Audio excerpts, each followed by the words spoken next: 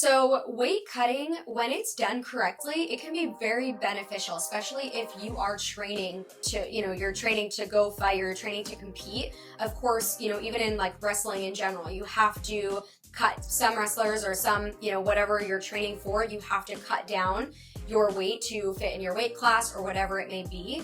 So if it's done correctly, then it can be very beneficial and help you. But if you don't prepare ahead of time and you just try to cut weight, your body might not be as responsive. So it's important in the off season to prioritize nutrition, make sure you're eating enough food, make sure you are not constantly in a calorie deficit, because not only is that going to slowly eat away at your muscle mass and cause issues within your hormones or possibly even issues within your gut health, you need to make sure that you are eating enough during that time of the off season so that when you do have to cut weight, you can do it in a healthy way, but you can do it in a quicker way so that you can lose that weight, and then after you can bounce back and slowly increase your calories again during that off season.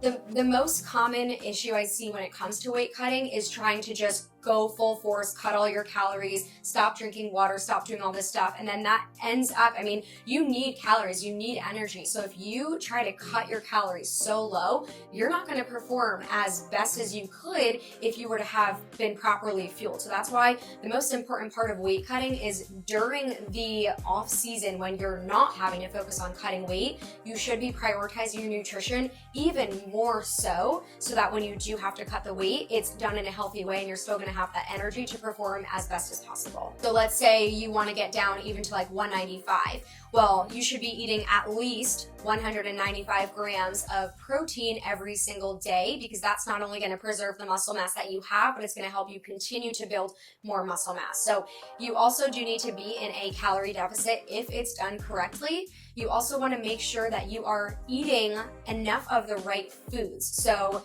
just cutting your calories is pointless, because that's where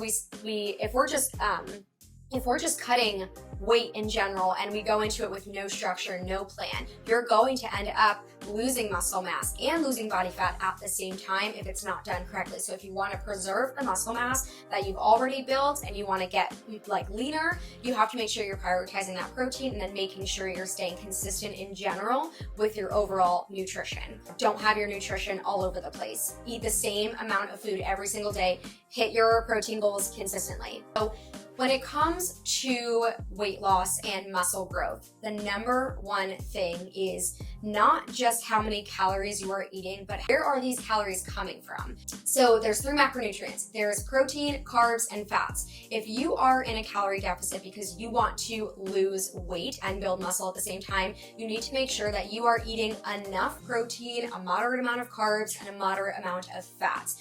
People get this, people often screw up with this when they just try to eat in a calorie deficit because they just try to cut their calories. But if you're not focused on prioritizing protein, eventually you could end up losing weight but also losing muscle mass at the same time. So when it comes to body composition, macronutrients matter. Of course, micronutrients matter as well, they're just as important as the macronutrients. So micronutrients are your vitamins, your minerals, your fruits, your vegetables, things like that.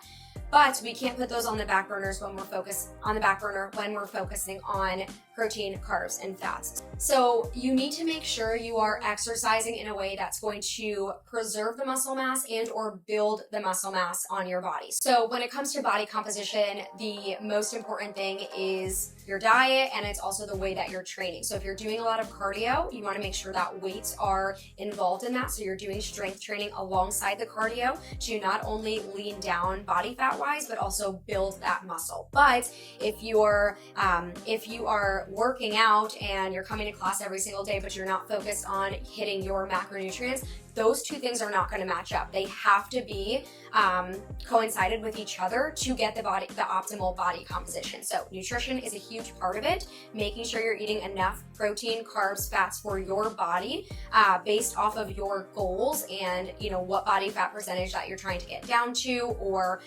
the body composition that you're looking for if you're trying to build muscle. It has to be in combination with the exercise that you are doing. So it can't just be one and it can't just be the other. It has to be both of them together. Most people, they want to build muscle, they want a toned look, they want a toned physique, but they also want to be leaner. They want to, they want to lower their body fat percentage. But the number one thing, before you can even go headfirst into a diet, you have to first just get consistent in your overall calorie consumption. Most people that I talk to, their calories are up and down every single day. Sometimes they eat more food, sometimes they eat less food, sometimes they're going out to dinner, sometimes they're stopping for fast food, sometimes they're just lazy and they don't want to eat.